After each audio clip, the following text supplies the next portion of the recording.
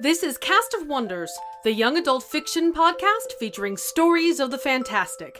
Welcome! Episode 242 for April 2nd, 2017. You're listening to Little Wonders, our thematic flash fiction collections.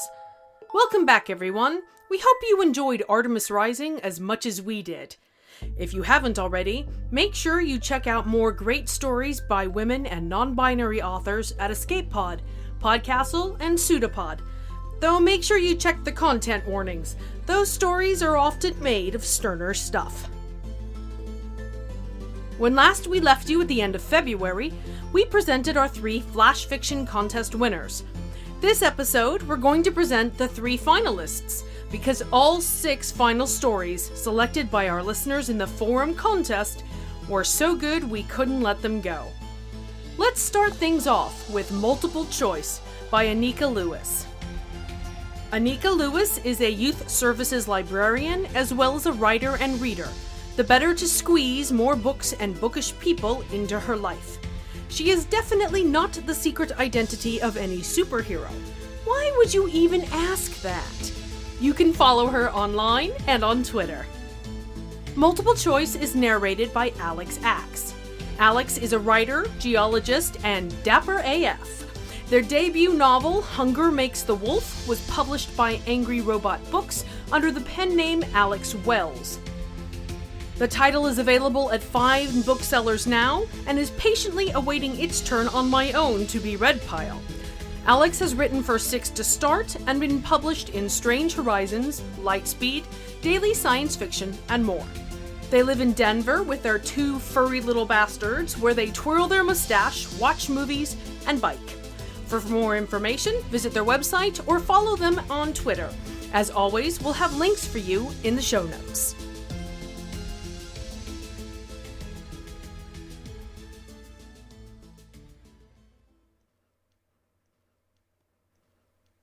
Multiple Choice by Anika Lewis. Welcome to the Starlight Watch, says Flashback. Red Diamond pops a thumbs up. The ocelot gives me what is probably a friendly growl. Statica pumps her fist in the air and grins, her edges blurring slightly. I grin back. Thanks, guys! I'm burning up with excitement. I'm joining the Watch! My absolute favorite super squad! I couldn't believe it when the superhero registration office assigned me to replace Quantum. May he rest in peace. So, says Statica, we have a bet going about how you got your powers. Really? They've been talking about me! Well, Flashback amends, we have a bet going on whether you're Team Science Lab Explosion or Team Woo-Woo Magic. Most people get their powers in one of those 2 ways, says Statica. So? I hesitate. No need to be shy, says Flashback. What if we go first? I made a poorly worded wish about being able to change the past. Turns out I was talking to a djinn. Wishes do come true. She wiggles her fingers. Team Woo-Woo Magic. I got mine during a cutting-edge experiment on human teleportation. Statica flickers out, appearing on the other side of Red Diamond. Team Science Lab Explosion. We've got to stop running tests during massive lightning storms. Ancient Mayan Guardian, rumbles the ocelot. He wiggles clawed fingers, imitating Flashback. Woo-woo. And you can probably guess Quantum was a science guy. Statica sounds wistful, and everyone goes quiet for a moment, looking solemn. The hot buzz of excitement in my chest cools and sinks to my stomach. What is it with people and choosing sides? Guy or girl, gay or straight, science or magic? These are superheroes. How can they not get it, that not everybody fits? Hey, says Red Diamond. I look up. See this? He shows me his hands. A brilliant red stone glitters in the center of each palm, embedded in his skin. I've seen him on TV using those gems to heal survivors' wounds after a shooting. Alien technology, surgically implanted. He smiles. I use them to purify the energy of a curse laid on me when I entered a forbidden tomb in Egypt. He waves one hand, then the other. Woo-woo. Science! Statica gives him a friendly shove. Most people are one or the other. Red Diamond raises his eyebrows. There are more things in heaven and earth, Horatio. He winks at me. I straighten, feeling lighter. I should have known the Watch wouldn't disappoint me. We're being insensitive, says Flashback. Sorry, new kid. I know sometimes these things are personal, and it is your first day. Statica covers her mouth. Oh no! You don't have one of those tragic backstories, do you? Nah, I say. I was the subject of an illegal experiment. Got my DNA mixed up. Statica pumps her fist again. Another lab rat! Team science! I grin, cutting my eyes to Red Diamond and blow out a curl of smoke. With a dragon's.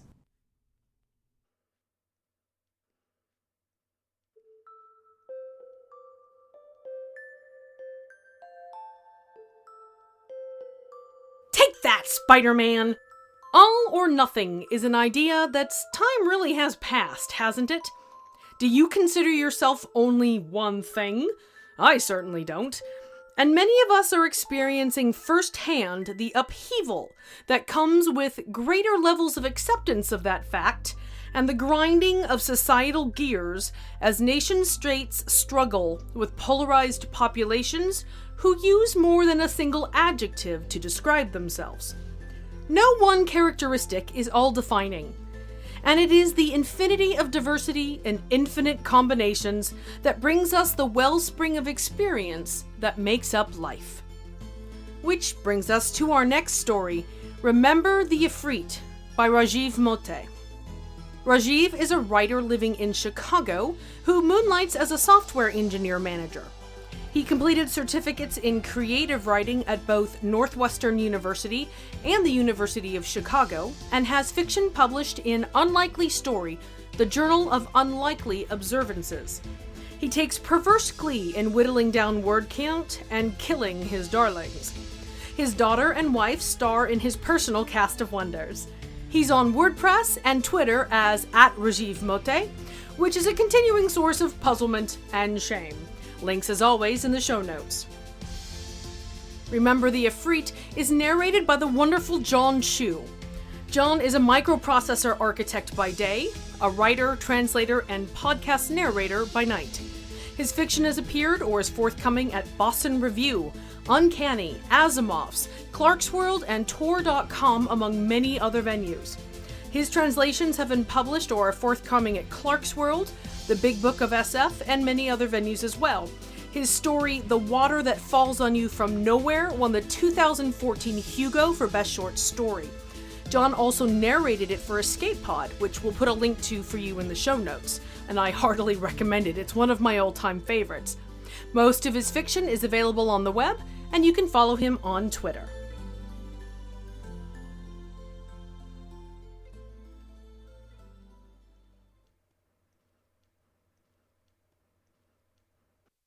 Remember the Ifrit by Rajiv Mote. I start livecasting when the boat leaves the sky dock. The cruise doesn't guarantee we'll see an Ifrit, but my classmates will watch, alien monster or no. I'm fortunate my family can vacation off-world. I point my caster at our hotel, floating in the lime clouds of Hyperion's upper atmosphere. I hope the colors come through. The sky's nothing like Earth's. My sister Miriam clutches my hand. She's wobbly, not used to wearing floaties against the gravity. I coax her up front with the other kids as we drop into the pink and orange cloud layer. I include her in my livecast. These are her memories, too. And adults who like cute kid videos will love her. The wind buffets our boat. Miriam's grip tightens, but she's smiling. "It looks like we're inside a dessert," she says, and begins speculating on the flavor of the clouds. Her chatter makes good narration. The captain announces our first wildlife sighting. I maneuver to keep the animals in frame. Long, shimmering blue-green ribbons racing ahead of us, looping in tight spirals. Will-o-wisps, I tell my audience. One ribbon coils around another and somehow absorbs it. "They're eating each other!" Miriam squeals. But then the ribbon splits into 3. Feeding is part of the reproduction, I narrate, paraphrasing the captain. This could be an exobiology documentary for my college applications. "It got lonely, so it made friends," Miriam declares. The adults chuckle. The captain points out cloud formations, pocket ecosystems of colors and textures. I try to cast all of it. We feel static on our skin before we hear the rumbling. "It's our lucky day," the captain announces. There's an uncastable odor, like burnt honey, that makes my head swim. Miriam looks uncertain, swaying in her floaties when the boat begins to shake. The will-o-wisps scatter. It doesn't save them. A wall of red and black fire rises in front of us, overflowing my caster's viewport. It ripples like layered billowing silks, somehow burning underwater. Our boat pulls back, revealing the Ifrit. It's monstrous, a flaming jellyfish beast pulsing through the clouds with hollow booms. We feel it in our chests. First, we're silent. I forget to check the shot. Then everyone begins to cheer. Miriam's eyes are wide. She's saying, "Oh! Oh!" I zoom in on her, this time just for her. We follow the Ifrit, watching. It's so enormous it fills our minds completely. I run the casts unsupervised. Eventually, the adrenaline ebbs. I'm drained. I don't remember returning to the hotel. At home, real life begins filling back in. Everyone loved my live cast, but attention dwindled week after week, as attention always did. I rewatched, grasping for that sense of awe, but each time the experience felt smaller, more distant, less real, except when I listened to Miriam's chatter. Months could pass, but her voice always captured that day's wonder. Even years later, I could whisper in her ear, "Miriam, remember the Ifrit?" She'd grin, and we were there again.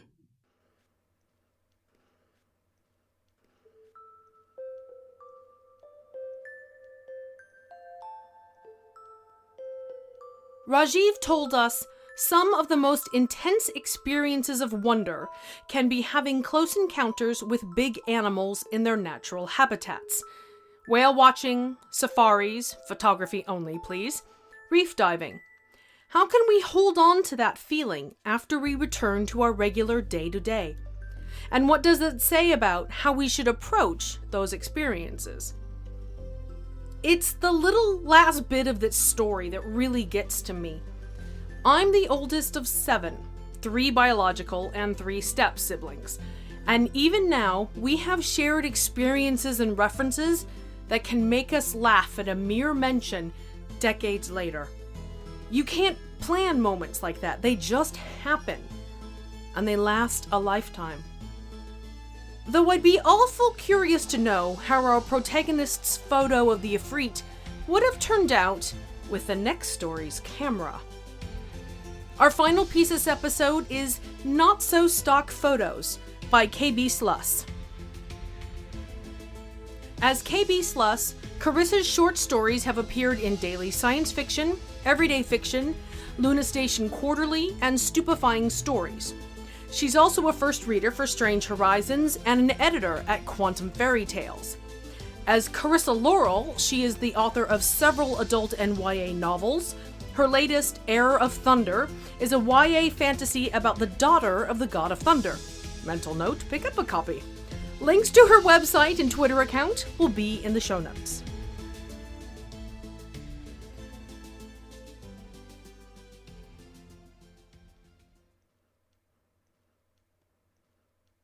Not So Stock Photos by KB Sluss. Vida slouched away from the yearbook office, grumbling to herself. The camera Miss Green had given her was no bigger than a cell phone, but it felt as heavy as a boulder. "Capture people's true natures," Miss Green had said. "Show us who they really are." Vida believed she already knew who her fellow students really were. Petty, shallow, and exclusionary, or angry, rash, and bullying. The few exceptions were like herself, shrinking, invisible, subsisting in shadows. She doubted she possessed the photographic skills to reveal those truths, however. Vida headed to the cafeteria, where she knew she would find subjects for her assignment, and as she stepped through the doorway, she felt like a rabbit tiptoeing through a tiger's den. If she were lucky, the beasts would ignore her. After taking a seat at her usual table, Vida sat down her bags and studied the camera familiarizing herself with its functions. She raised the lens and scanned the room, stopping on a couple whispering in each other's ears. Emily and Taylor, reigning king and queen of the high school. Vida pressed the shutter button. Moments later, her camera's view screen revealed an image of the perfect couple frozen in time. Vida squinted and frowned. Perhaps it was a strange filter setting, but in the image Emily's auburn hair was dull, her makeup erased, and her designer clothes appeared mundane and worn. Her previous happiness now looked forced. Taylor's blue eyes seemed hollow, and his smile had disappeared. They were sitting apart, no longer touching. How weird, Vida thought. She turned the camera to a group of guys laughing and joking at a table nearby. Anthony Jones, captain of the basketball team, strolled the hallways as though he were Moses and the student body was his personal Red Sea. But on her camera's view screen, he appeared hunched and shrunken. If Vida had to name the expression on his face, she would have said he looked scared. What could Anthony Jones ever have to fear? Vida hurried to snap more pictures. There sat Shannon Mayer, not eating because everyone teased her about her weight, but the camera revealed an uncharacteristically proud tilt to Shannon's chin, a fire blazing in her eyes, a stubborn rigidity in her shoulders. Wai Chen quietly bent over his sketch notebook, but on the camera's screen he was covered in ink and grinning brightly enough to light up the whole room. The more pictures Vida took, the less they matched reality. Or, she thought, maybe reality isn't as real as I thought. Motivated by that theory, Vida rose and hurried to the bathroom. In the mirror, she saw a girl who had trouble meeting her own gaze and often sat in the back of the classroom, refusing to draw attention to herself. Vida raised her camera and pointed it at her reflection. She hesitated, wondering what truth the camera would reveal. But she drew up her courage and held her breath. Then Vida pressed the button.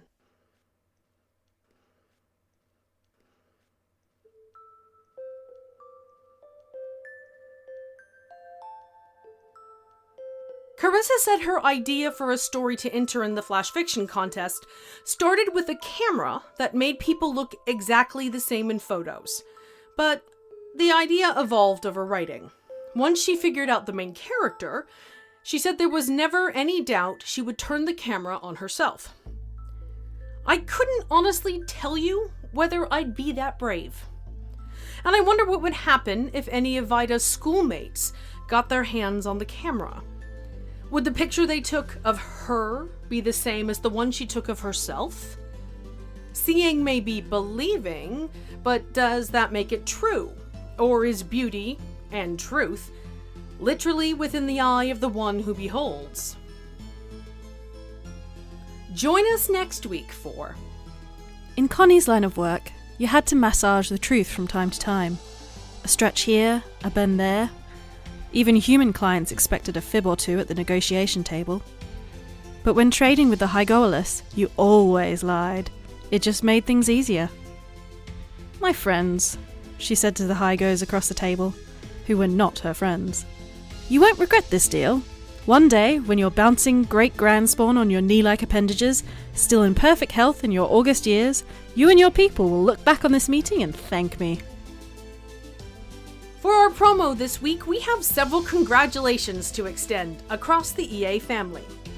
Podcastle episode 402, Opals and Clay by Nino Cipri, was on the honors list for this year's James Tiptree Jr. Award.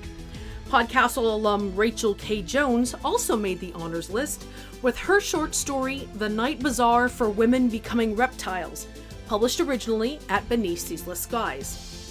Pseudopod was crowned Horror Podcast of the Year over at This Is Horror, against worthy finalists including Tanis, Black Tapes, and Welcome to Night Vale. And finally, closer to home, Martian Space Ranger author Rick Kennett's Seidegertsch novella, Presumed Dead, was a finalist in the Australian Shadows Award Best Novel category. Congratulations to all. Cast of Wonders relies on your donations to pay our authors and to bring you the best in young adult audio fiction week after week. If you've enjoyed this story, please consider making a donation using the PayPal buttons available on our website. Every one-time, or better yet, a reoccurring monthly subscription can make a huge difference, and you have, as always, our heartfelt thanks. You can share your appreciation for this story by leaving us a review on iTunes or wherever you get your podcasts, sharing the episode with your family and friends, or discussing it over on the EA forum, forum.escapeartists.net. We're at Cast of Wonders on Twitter. Come and say hello. Cast of Wonders is a production of Escape Artists Incorporated and is brought to you by the creative team of assistant editors Danny Daly and Catherine Inskip, along with our entire Slush Reading associate editor team: Alexis Goebel, Andrew Kim, Sally Gill, Aiken Patel, Susie Rodriguez, Muddy Schleider, Chris Tang, and Xander Simon. Our audio producer is Jeremy Carter, and I remain, as always, your humble editor and host, Marguerite Kenner. Our episodes are released under the Creative Commons Attribution, Non-Commercial, No Derivatives 4.0 International License. That means you can share the episode or download it on any device you like, but you can't change it or sell it. The Little Wonders theme, Naversus, is from Alexi Nov of MusicAlley.com. Thanks for listening.